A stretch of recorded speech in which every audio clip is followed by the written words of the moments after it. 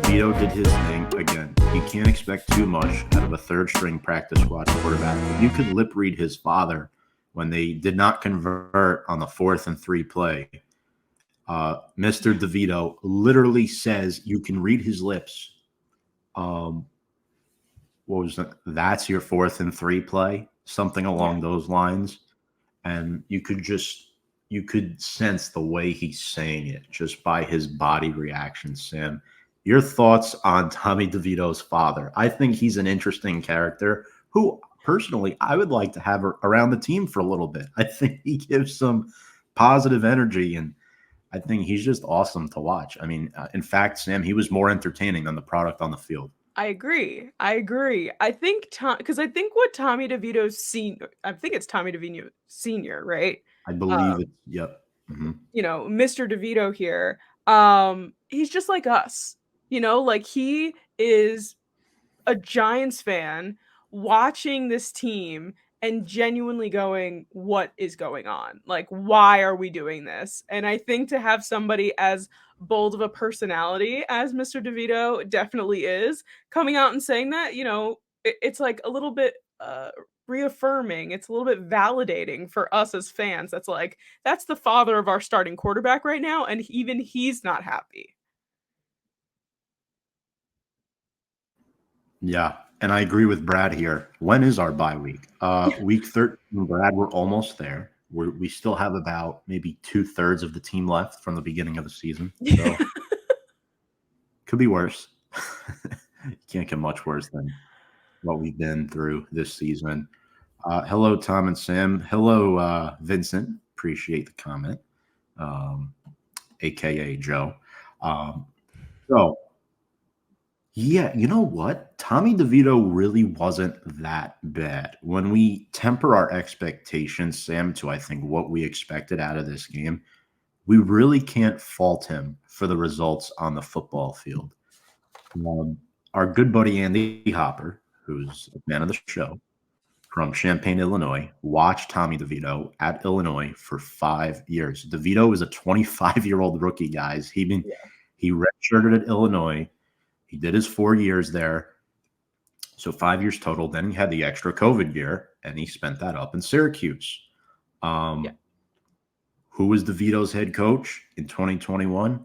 Brett Bielema, the former Giants outside linebackers coach. When Joe Judge was his first year as head coach, Brett didn't make it through the full season. He took the job at Illinois, and he coached DeVito well. He's a good game manager. I think he should remain the starter going forward, Sam. You can't really fault Tommy for the fact that there is a 400, and this is mind-boggling, folks. I do apologize for saying this, but we have to. Dallas outgained us by 468 yards. It's just kind of funny at this point, like it's ridiculous how this team is compared to the Cowboys. But yeah, I agree. I mean, there's only so much. Hello, Deanna. There's only so much that you can expect from a rookie quarterback, to this team in general, which wasn't playing their best football before Tommy DeVito came in. If this was a 7-win team and then Tommy DeVito came in and just started losing, games, that's one thing. But he's working with what he got, and he's trying his best. I mean, he had 2 touchdowns against the Cowboys defense, which is arguably one of the best defenses in the league. And I mean, he's doing what he can, and I am happy at least he's trying his best. There's a lot working against him right now. However, I just Barkley wasn't himself on Sunday. Granted, you can't really fault him either because he's working with nothing too. Hyatt, no catches. Hodgins, no catches. Can you blame them, though? I mean, the offensive line is the reason why they can't get the ball out. I mean, you're going up against Micah Parsons, DeMarcus Lawrence, Osa Odigizua, Dante Fowler. I mean, there's so many edge rushers on that team. Durant Armstrong is another. They are incredible. I mean, Dallas had a bunch of sacks in this game. DeVito was sacked 5 times. He did have the one pick to Deron Bland. Yeah. We saw Darius Slayton vocally upset with Sterling Shepard, or not at Sterling Shepard, but he was talking animatedly about something with Sterling Shepard. And then I saw online the post-game interview with Slayton. I had never seen anything like this before with this guy. He's just fuming. He's just so, like, I hate to say this, but pissed off. Like, the team is starting to crumble a little bit, which leads me to ask, like, is there a coaching problem? Is there a coaching problem? You know, that's what I'm starting to wonder. Daboll commented and said, well, it's football. That happens. The season hasn't gone the way it is. Injuries working against the Giants. Lack of talent working against the Giants. Bad contracts still working against the Giants. And I'll credit Joe Schoen for trading off Leonard Williams. That Leonard Williams, the player, was great, but Leonard Williams, the contract, not so great. Mm-hmm. So, Sam, just talk to me. Do you think there's a coaching problem on this team? Did you see any signs of that on Sunday, or do you think this is part of just the frustrating losing season we're going through? I think it's a combination of both things here. I think that, I don't want to put all the blame on Daboll because I don't think that's where it belongs. I think that it's kind of spread out here. Mm-hmm. Kafka's play calling has been a problem since week 1. We've been talking about that for a while. And, I'm sure it's just like between players going down, between plays not being called correctly, between this team's morale just dropping by the week, basically, because of how poorly we've been playing. It's just like there's so many factors. So it's like, I think it's an easy way out to point fingers at Brian Daboll and Joe Schoen and being like, you're the problem, you need to leave. And I just, I don't think that's the case. And we're going to go more in depth into that in a bit. But I genuinely think that there's so many factors going on. And yes, frustration. Like, if I were Darius, I would be frustrated too. You've been on this team for a number of years now, and you have basically one playoff game win to show for it. Like, I would be frustrated. Yeah, I mean, there's really not much more to say. I mean, Giants were without a lot of players on Sunday. I mean, a lot of veterans too. And it's unfortunate because more players went down. Andrew Thomas got a little banged up. He came back in the game. Cordell Flott had a pick, then he got hurt, and then he eventually came back and got benched for Darnay Holmes, who had a pick as well. But I think Deonte Banks has been one of the few bright spots, Sam, this season. Wouldn't you agree? I think he's done, for a first-round draft pick, I think he's exceeded expectations so far at the corner position because he has a tough job as a rookie. Yeah. He's going up against the number 1 receiver every single week.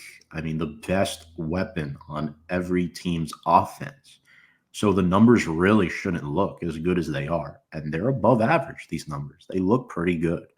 No, I agree. And he's doing what he can, and he's working with what he's got. But compared to what any other player, maybe a different rookie that would be in that slot, like, it's very impressive. And to have another, like, I'm excited to see, like, in the next year or 2 years, like, seeing how he develops. I feel like he's going to be a lockdown corner. Like, he is only going to get better from here. Sky is what matters. Hello, Barbara. Thank you for the thumbs up. Appreciate it.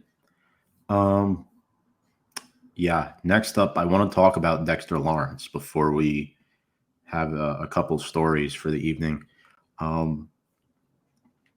Vocally upset with the New York media, who commented, and we won't spend much time on this, but the media questioned and criticized Dexter Lawrence for not answering any questions post-game on Sunday after finding out he went out post-game with his family to celebrate his birthday. Thoughts on this? Did the media go too far here to make a story out of nothing? Or should Dexter have been available to answer questions, being that your team is 2-8 prior to going out with family. I mean, it's your birthday. I really think that this is a little bit of an exaggeration. Um, but the thing is, like, if he had something to say to the media, he would have made time to say it, or goes about it Monday morning. It's I really don't think it's that big of a deal. And good for him for saying something. Good for him for kind of pushing back a little bit and just being like, it's not like he just like was being kind of like a baby and just being like, I don't want to talk and just left. It wasn't that the circumstances or the fact that it's your birthday. You just lost 49-17 on your birthday, and now you got to go out to dinner with your family. Like that's I'd be like, I just need like time alone. I just want to hang out with my family, my friends, just enjoy the rest of my birthday while I can. I don't want to talk to the media who's going to ask me stupid questions, like I would probably do the same thing.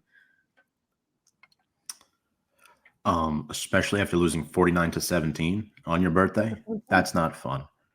I get it. It's part of the job to answer questions to the media, but he's always available to them. And I think he handled that. He got unnecessary, by the way, graciously. So I agree with you, Sam, on that for sure. Next up, we have our New York Giants player of the week. Unless, Sam, was there anything else on week 10, or could we kiss that one goodbye? I'm ready to throw that one in the back seat and move forward. All right. So who did we pick this week, Sam? Talk to the folks. I mean, we got to go with our new leader under center right now, Mr. Tommy DeVito, our Italian king. We made a little special graphic for him today. So obviously, I cannot even believe that he's the 10th rookie quarterback to start a game this season. That's just one thing in and of itself right now. It's his third appearance, despite the first NFL start. 14 and 20 for 427 for 86 yards, 2 touchdowns, an interception, and he was sacked 5 times, like Tom mentioned earlier. 7 rushes for 41 yards. The kid's, he's doing what he's got to do in terms of running when he needs. And these are 2 of my favorite bullet points here. He does live at home with his parents because they live 15 minutes away from the facility, and his mother makes his bed. She does his laundry, and especially the biggest thing is that she makes him chicken cutlets. A true North Jersey Italian boy. Yes. What is your opinion on? I can't believe we're talking about this, but we're 2-8, so we might as well. Yeah. What is your opinion on his mother making his bed? Do we think that's exaggerated a little bit? I mean, as a person who I was living with my parents in the beginning of this year, I am currently no longer living with my parents. So I understand staying at home, and that whole thing, saving money, like I totally get that, especially in this tri-state area that we live in. It's incredibly expensive to live. What kind of rubs me the wrong way, though, is the fact that his mother is kind of treating him like a child and making his bed and doing his laundry. And like, it's always good to help out your kid every once in a while, but like, you're also a 25-year-old starting quarterback in the NFL. I think maybe you can make your bed and, maybe help out, do what you got to do. That's just me. But overall, good for him for saving money and not having to exude the energy of making a bed and making chicken cutlets. I'm sure Mrs. DeVito makes excellent chicken cutlets. I would love nothing more than to try them, but yeah, I think it's a little odd, but that's just me. I think the DeVito household is the best household to be at on Thanksgiving for sure. Oh, for sure. What's up, Eddie? With the comment, appreciate you, my guy. Eddie Atkinson, Colts fan from New Jersey. Love to see that. Yeah, I'm with you. DeVito's a king. He should start for the rest of the season. Just my opinion. I don't want to see Matt Barkley. We know what Matt Barkley is. Let's evaluate Tommy DeVito. I mean, he played decent enough, I think, to earn not just the start next week, but I think he's earned himself the starting job for at least the next few weeks until he proves to us, Sam, that he's not capable of going out there on a weekly basis and performing to the best of his ability, there should be no questions asked. You shouldn't have to sign anybody else. Don't give me this Matt Barkley, Jacob Eason stuff. DeVito should be the guy for the rest of the season, in my opinion. At this point, like, just let the kid run with it. You know, like Mm-hmm. there's no reason to have a quarterback controversy with quarterbacks basically 3, 4, and 5. Like, it's very unnecessary. If Tyrod comes back, obviously I'm gonna be feeling Tyrod. But you know, right now, that doesn't seem like it's in the picture right now. Give the kid a shot, like, see what he's got, and this is also his stage right now. Like, who knows? Maybe he like pops off and has an amazing game one week, and a team sees that, and you know, they hop on that, you know, or the Giants think, oh wow, he's actually a pretty good backup quarterback. Let's keep him around. You know, it's the NFL. It's any given Sunday. It's, you know, why not just give the kid a shot? And if he does do well with the weapons and the offensive line that he is dealing with right now, I'd say that that's pretty impressive.